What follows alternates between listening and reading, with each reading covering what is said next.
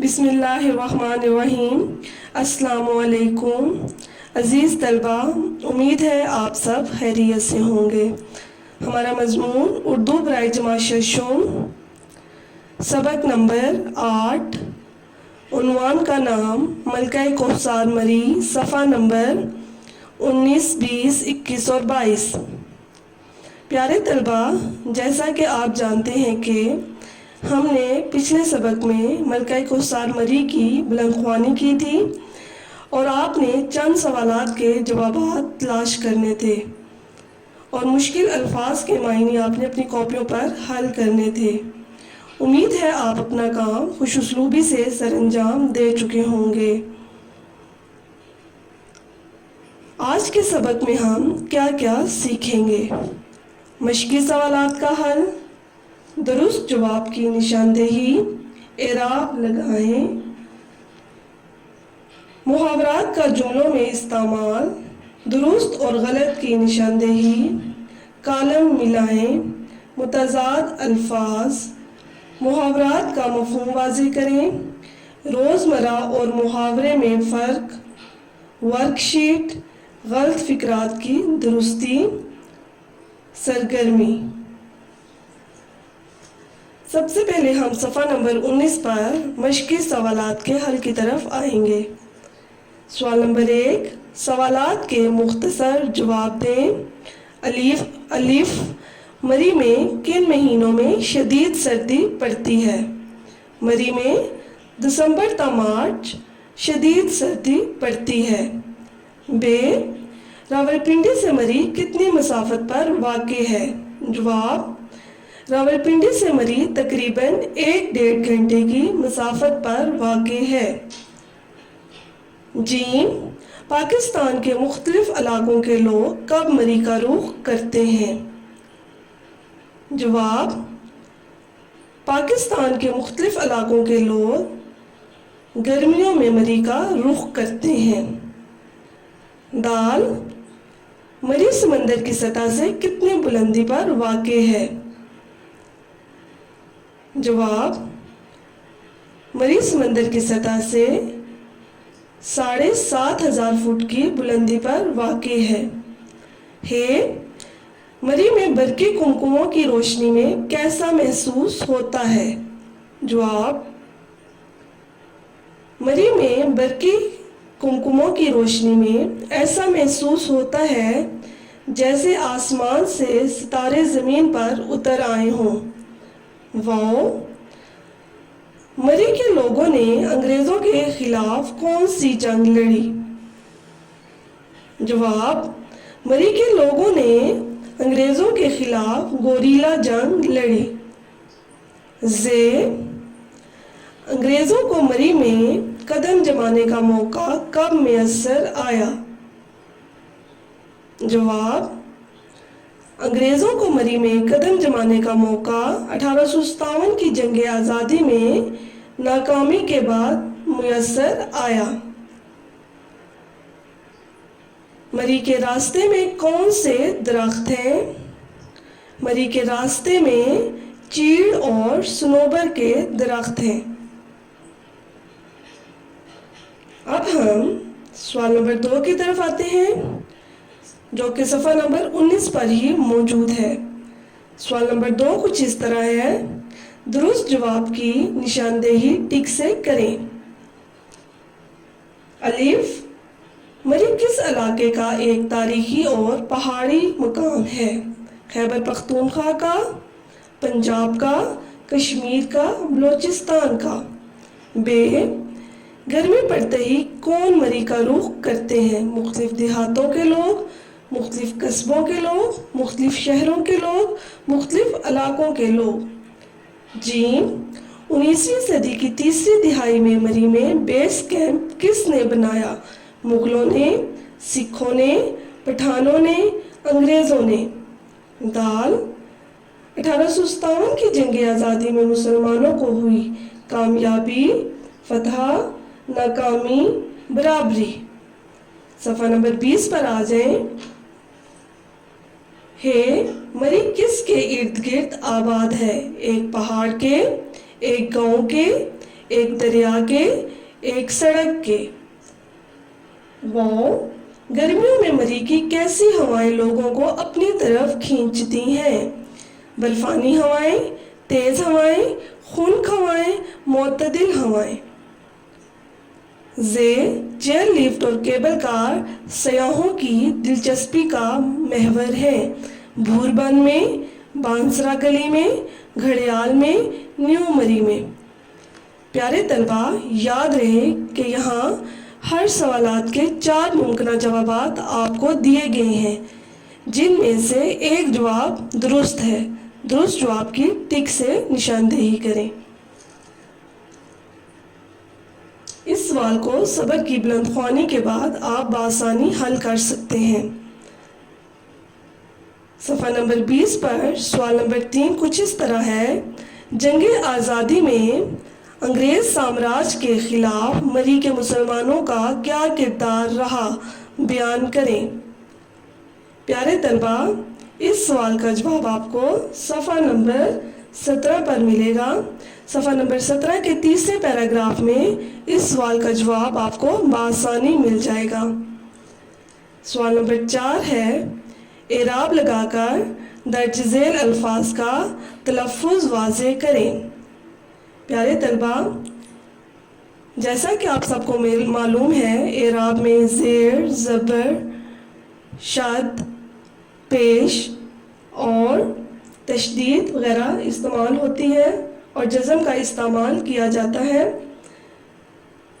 ان کی مدد سے آپ نے ان الفاظ کے اوپر اعراب لگانے ہیں۔ الفاظ کچھ اس طرح ہیں: مقام، مسافت، مبہوت، سامراج، سیاح۔ پیارے طلبہ، میں دوبارہ دہرا دیتی ہوں: مقام، مسافت، مبہوت، سامراج، سیاح۔ پیارے طلبہ، زیر، زبر، پیش، تشدید اور جزم لگا کر اعراب مکمل کریں۔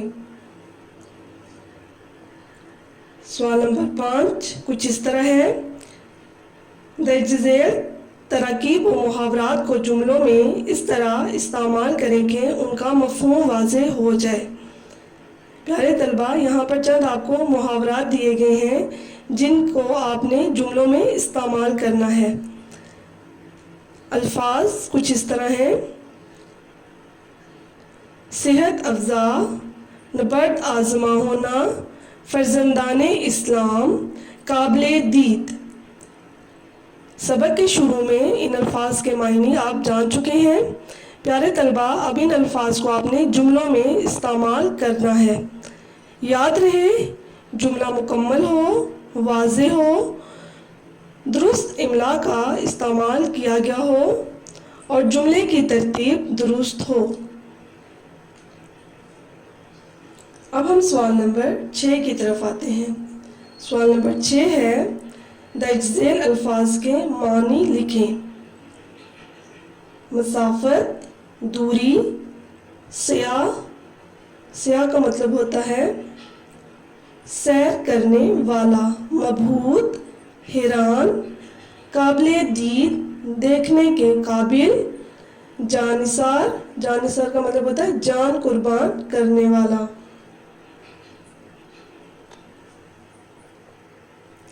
سوال نمبر 7: درست اور غلط بیانات کی نشاندہی کریں۔ الف، مری صوبہ خیبر پختونخوا کا تاریخی مقام ہے۔ ب، گرمیوں میں مری کی خنک ہوائیں اپنی طرف کھینچتی ہیں۔ ج، 1946 میں قائد اعظم رحمۃ اللہ علیہ لیاقت علی خان کے ہمراہ مری تشریف لائے۔ د، معروف و مشہور لانس کالج بھوربن کے مقام پر واقع ہے۔ ہ، تحریک پاکستان میں اہل مری کا کردار نمایاں رہا ہے۔ پیارے طلبہ، اس سوال کو سبق کی بلند خوانی کے بعد آپ بآسانی حل کر لیں گے۔ صفحہ نمبر 20 پر سوال نمبر 8 ہے: درج ذیل الفاظ کے متضاد لکھیں۔ یاد رہے کسی بھی لفظ کا الٹ یا مخالف لفظ متضاد کہلاتا ہے۔ مثال کے طور پر ٹھنڈا گرم، زمین آسمان، اوپر نیچے وغیرہ۔ یہاں چند الفاظ دیے گئے ہیں جن کے آپ نے متضاد لکھنے ہیں۔ الفاظ کچھ اس طرح ہیں: بلند، پست، خوبصورت، بدصورت، خنک، گرم، معروف، غیر معروف۔ صفحہ نمبر 21 پر آ جائیں۔ سوال نمبر 9۔ سوال نمبر 9 کچھ اس طرح ہے: درج ذیل محاورات کا مفہوم واضح کریں۔ پیارے طلبہ، ان محاورات کا آپ نے مفہوم لکھنا ہے۔ قدم جمانا، جم کر کھڑا ہونا، آغوش میں لینا، گود میں لینا، تانتا بندھنا، آمد و رفت شروع ہونا، قدم چومنا، قدم بوس ہونا۔ صفحہ نمبر 21 پر سوال نمبر 10 کی طرف آئیں۔ کالم الف میں دیے گئے الفاظ کو کالم ب کے متعلقہ الفاظ سے ملائیں۔ کالم الف ہے مری، لڑائی، چڑھائی، سنوبر، مگن۔ کالم ب ہے جنگ، درخت، تاریخی مقام، مسحور، بلندی۔ پہلے کا میں بتا دیتی ہوں، مری، جیسے کہ مری ایک تاریخی مقام ہے۔ اسی طرح باقی الفاظ کو آپ نے متعلقہ الفاظ سے ملانا ہے۔ اب ہم صفحہ نمبر 21 پر آپ کو دکھائی دے رہا ہوگا غلط فقرات کی درستی روزمرہ اور محاورہ کے لحاظ سے۔ اب سب سے پہلے آپ کے لیے یہ جاننا ضروری ہے کہ روزمرہ کیا ہے اور محاورہ کیا ہے۔